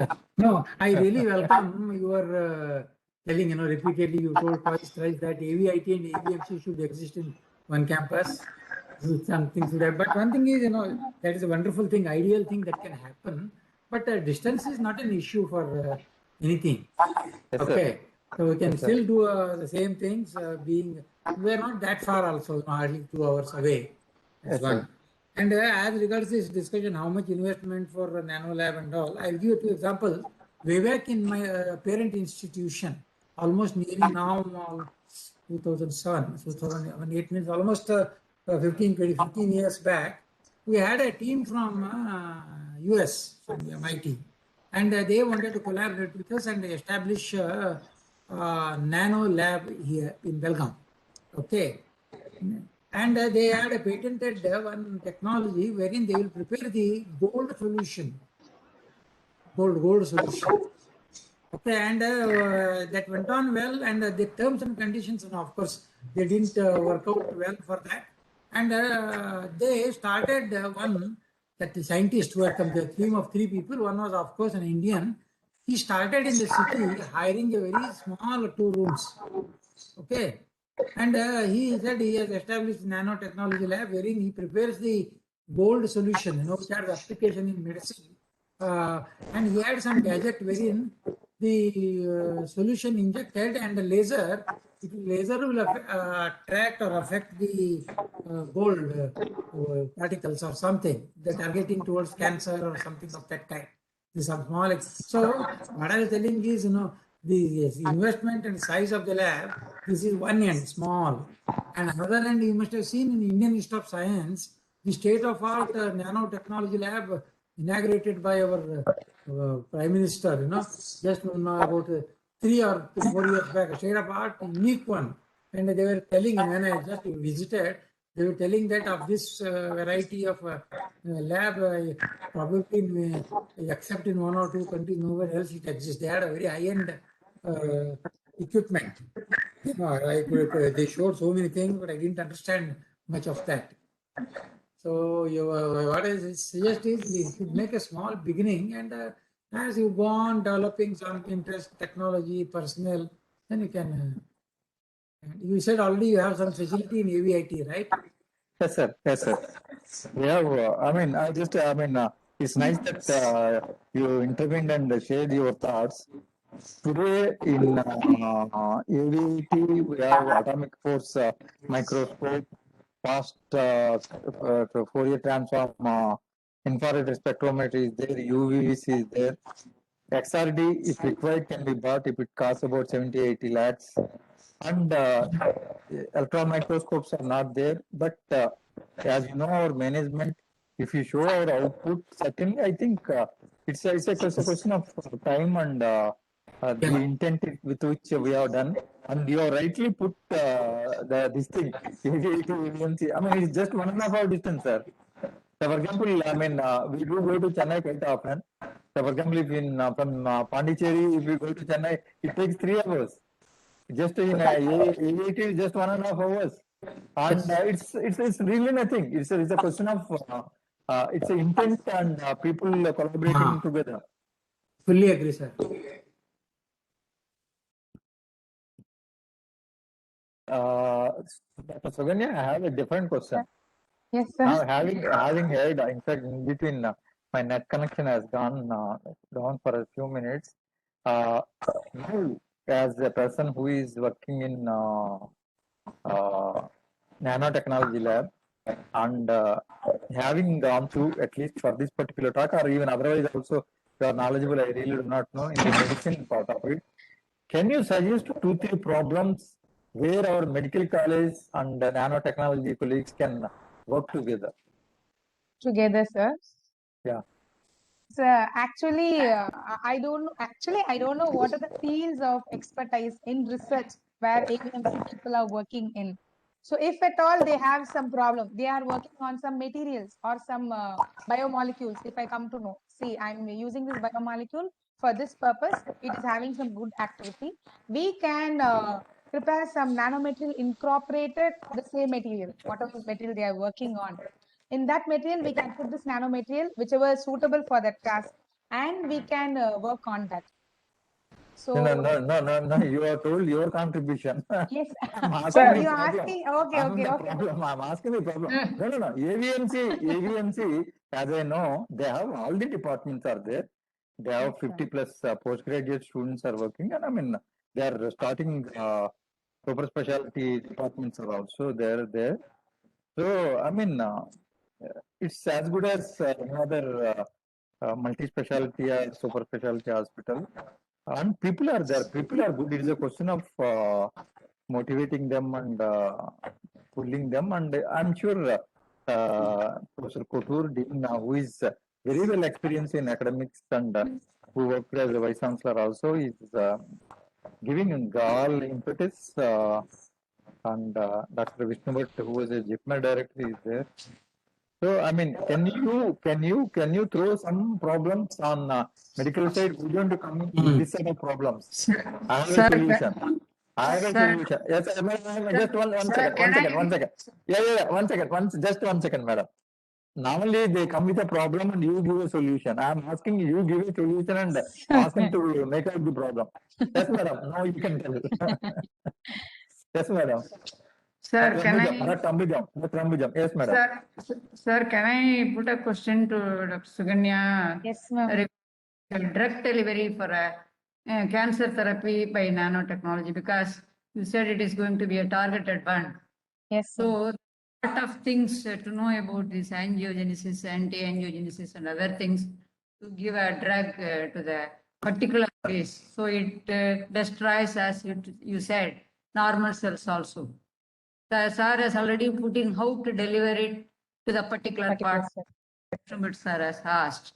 So in that case, if you are to tell, we will be able to protect other organs, and most of the side effects can be prevented.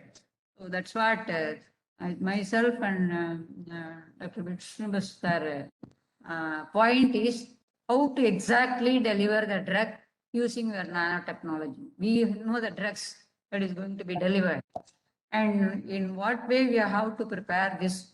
So you will be helping us. So And, yeah, you finished, ma'am? yes, madam.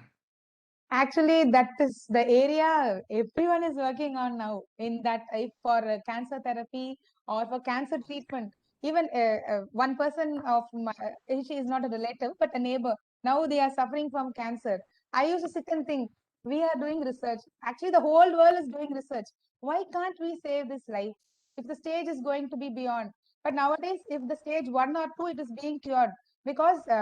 Without some most of the destruction of good cells, people can live for more years. We all are working over here, but why is it not happening? That is because actually we talked about, right, the biomolecule in which we are going to load this nanomaterial or any material in instant. We are talking in the field of nanotechnology today in this talk. Even without nanotechnology, if I can design one material that will go and attack only the cancer cell, that is the research we have, which we have to do. How it is going to attack only the cancer cell and not the good cell. because we know that this cancer cell is coming from good cells only, right? These good cells are being converted into cancer cell. So it will have some replica of the cells which is there in our body. What is very different of that cell? That I think, in my perspective of this thing, we have to first do research on that cancer cell itself. What is happening? Maybe there would have been reports on that. I am unaware of it. So if we can particularly design a material which will go and get locked only to the cancer cell, then this can happen.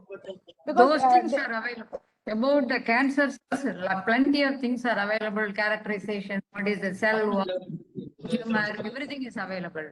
And as there is, radio frequency ablation is there, laser ablation is there, heat therapy is there. That is, that doesn't give the solution. It just destroys, please, it does not give guarantee for the recurrence. So that is the point to be highlighted. So for that, should not- if a yeah. drug is, delivered in sequential manner, supposing a patient, it has to be delivered sequentially or a poor time. That is possible, then we can succeed. Actually, that was the use of nanorobots, ma'am. That's what yes. it's, the field is emerging. But we told that it is going to be staying in the body. If it is going to be repaired, then it will repair on itself. It will be there itself. Give drugs then and there whenever it's needed. So that is yes. Like pulse Yes, therapy, pulse therapy. Yes, Like ma'am. pulse therapy for Yeah, insulin That's what therapy. I meant to say in that slide. It will be there in the body itself. And then and there, if it needs its work, it will go and does that work. Then it will be silent. It So has you to be cannot- sensitized. Yes. That type of material only which we have to prepare. If I sit as a chemist and a nanotechnologist, I'll say I can only do this. How can I prepare one nano robot? That is not possible by me. Actually, one big team consisting of everyone, starting from engineers, because for designing of nano robots, we need them also. If one particular group is started, I may not be the same a person who can say everything about nanotechnology. If we form a group and we discuss about this, having all the concepts, maybe we can collect some concepts. You can have some through about that. I can have something about whatever I have got it. We have a separate meeting and discuss about this. We can find a solution. I think we can So we start can research have- from that. Yes, We can have a Yes, ma'am. meeting we among can form ourselves. a Group. separate meeting on this itself. Yeah. We can So if form a I group. find something interesting, I can share with you. You will give me some thoughts. Then my thought process will become different. Why not in that angle? Ma'am told like that. So I can search on those types of molecules or the materials. So like that we can do, I think. That will be a solution. Starting for a solution. You have kindled our brain so that let us work on it. If nanotherapy is so simple, then we would have been free of cancer in no time. Yes. Because I think ma'am. Yes.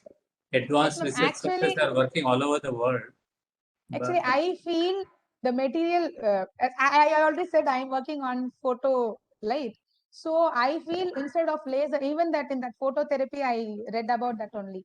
Instead of putting lasers inside the body, it will go and also damage the normal cells. If you are using only light, that is in the biological window, if that material, that medicine which we are going to give, that will break down, it is going to give heat only to that particular place by showing light. That will be good, I think. Instead of using some radiation, in radiation therapy, we are using a lot of radiations, right? Not only on the cancer cell, it's going to work on all the normal cells. Also, in the vicinity of the cancer cell, it's going to destroy them. If we are shining some light on it, suppose we are designing a material like that, then the normal cells, nothing is going to happen. Only the cancer cell will die, because that only can absorb that light energy. It can get heated up and then it will break. That is what we have to design, I think, instead of using all other radiation. But the thing is, this normal light, it is not so intensity like lasers and all. So the material we were designing must be in such a way that it can absorb that light and it can get heated up, or breaking of bond can happen. So some photo material can be used. That is my point of view. As rightly suggested, Dr. Suganya, we have all specialties over here. Something initiation from our side, Yes, sir, either for a exactly. diagnostic or for a therapeutic size or for a prophylactic.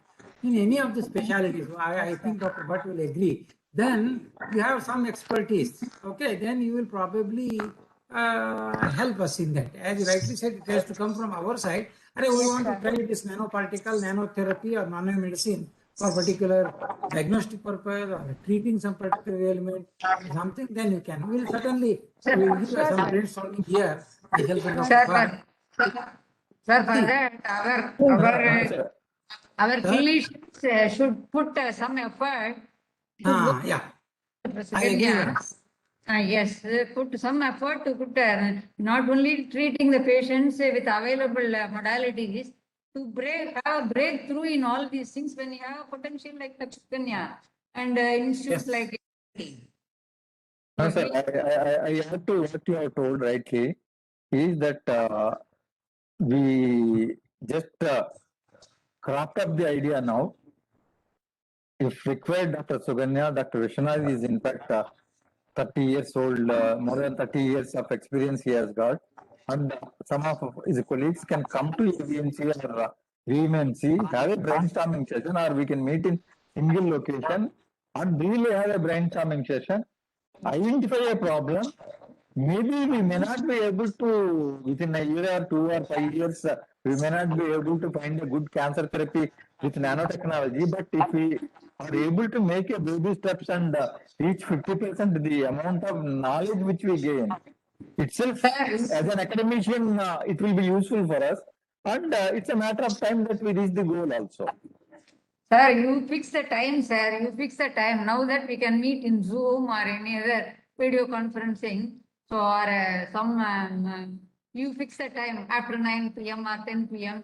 We can have a discussion for some hours. I'm ready, madam. You really meant PM. I'm ready for PM. Yes. And people, no. But let me tell you one thing, madam. I'm very happy that AVMC colleagues and of course Salem colleagues also are joined. Let me see how many participants are there.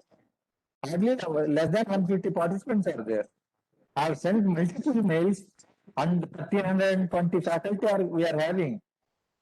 It was around People 150. interested in the topic. Now they have Huh? some have moved out. Around 150 were there in between. Yeah, 150. No, sir. Where is 150? I mean, I have 500 user license also. I requested Dr. Mahalakshmi for 1,000 user because presuming that other medical colleges also will. Very few are. I am seeing only very few people from other these things.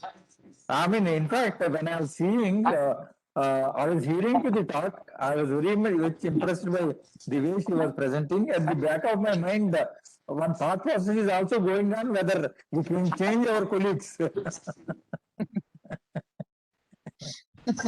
Madam, one thing is there. One is Zoom meeting, certainly we can have, but there is nothing like a personal meeting. Just come down to AVTR. Yes, sir. Midpoint is AVMC. Maybe we can have 1 or 2 days session. Maybe 1 month from now. Hopefully, COVID will go to some extent. And for AVMC, it is 2 hours. For VMMC, yes. it's another 2 hours more. It's not. No problem. No, what I meant is, if we meet in AVMC, AVT colleagues is 1.5 hours, for you it is 2 hours. We can meet there for a day or two, discuss and identify some few problems. Maybe we can call the Warrior Medical College people also.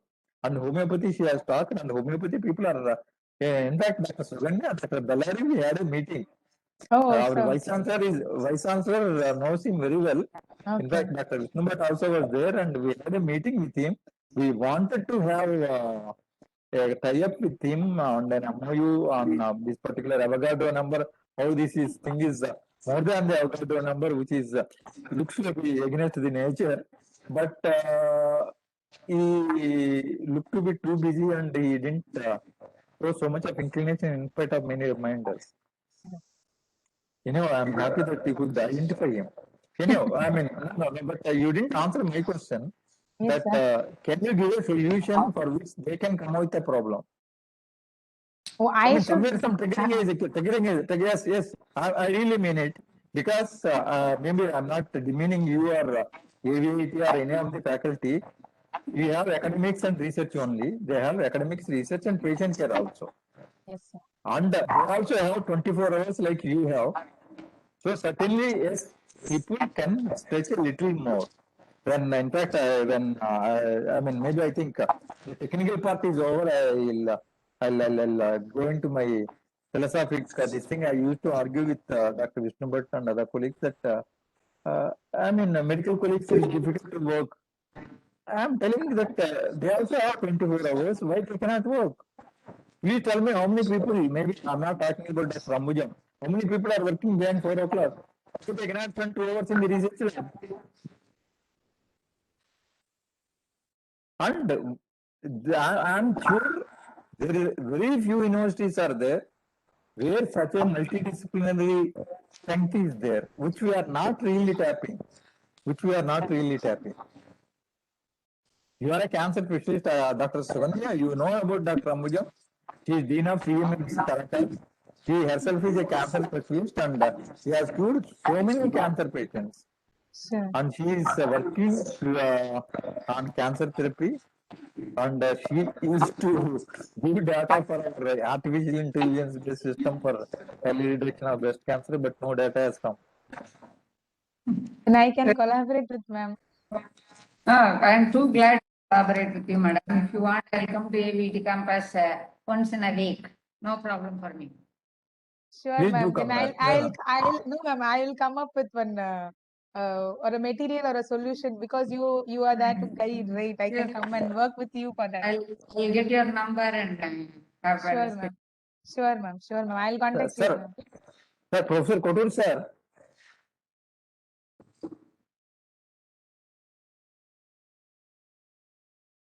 He is having some other meeting there. So. Discussion. Yeah. You have completed your presentation, na? Yes, ma'am. Yes, sir. You have given your email ID, na, there at Yes, the sir. end? Yes, sir. Madam, mail ID and number you display so that we'll be able to have contact you. So Sure, You have ma'am. it in your PPT, just you can type it out and I'm share just your putting PPT. it in the chat box, ma'am. Okay.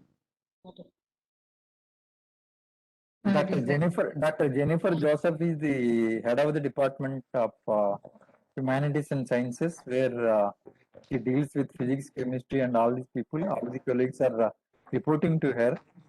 And maybe if you, I mean, Dr. Jennifer is known in the university very well.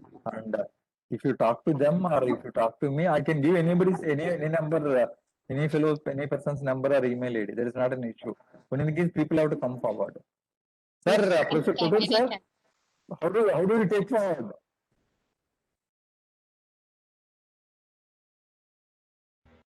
I think he is looking at some files. Fine. Okay then. Sir, Any, shall we? Yes, sir. any other questions? Sir, I must thank you for giving us an opportunity to listen to our wonderful lecture, which is given again for us to bring through. Thank you very much, sir. And we have that. Yeah, talk was very nice and impressive. Ah, Now we very have to do informative. research and publish papers. Very informative.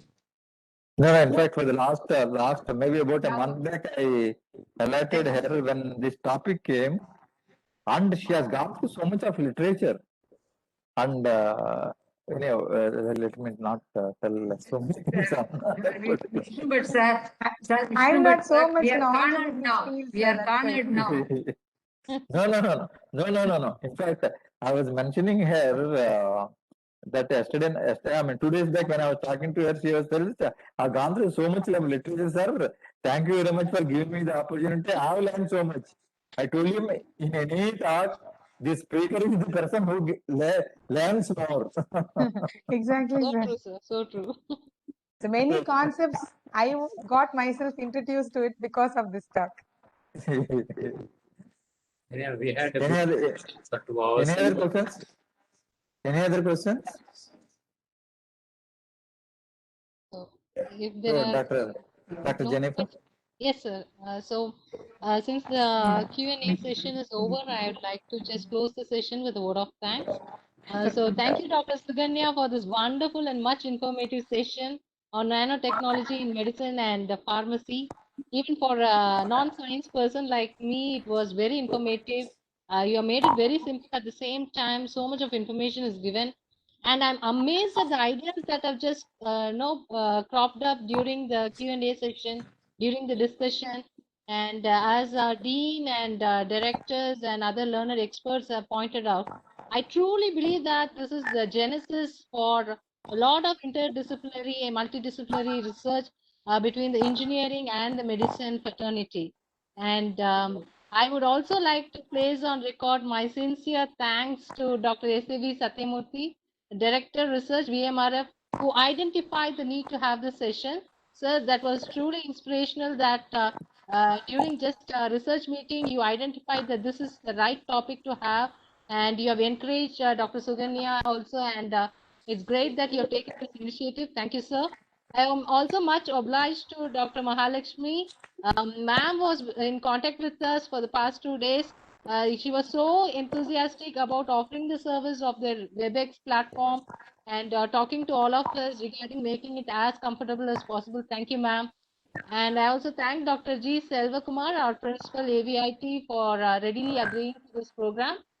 And I thank Mr. Samuel for coordinating the technical aspects of the program. Finally, my gratitude and wishes to all the participants, and hope that this is the initiative that will lead to a lot of research and output, both contributing to the society and to the university. Thank you. Thank you. Thank you, sir. Thank you very much. Thank Thank you. you, ma'am. Thank you, We'll sir. meet soon on some Thank other you, topic. sir. Sure.